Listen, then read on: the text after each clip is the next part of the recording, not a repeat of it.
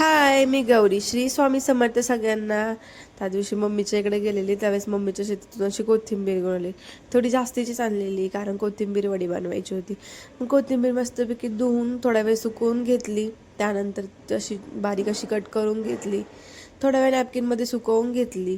त्यानंतर त्याच्यात ॲड केलं इथे तांदळाचं पीठ आणि कोथिंबीर वडीच्या वाटणासाठी हिरवी मिरची, लसूण आणि जिरं घेतलेलं.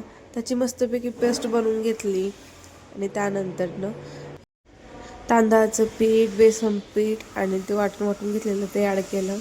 भरपूर अशी हळदीवरून ॲड केली.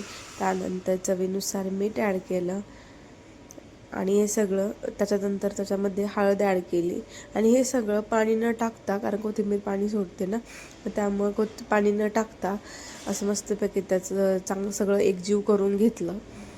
नंतर थोडंसं पाणी ॲड करून परत एकजीव करून घेतलं. अशा मस्तपैकी तो वड्या रेडी झालेल्या. त्यानंतर मग पाणी उकळायला आधीच ठेवलेलं मी, मग त्या वड्या उकडण्यासाठी ठेवून दिल्या. मस्तपैकी वड्या उकडून रेडी होत्या आपल्या. त्या वड्या उकडल्यात की नाही सगळं चेक करून घेतलं. ते सुरीला जर ते वडी लागली ना तर म्हणायचं तू अजून झाली नाही.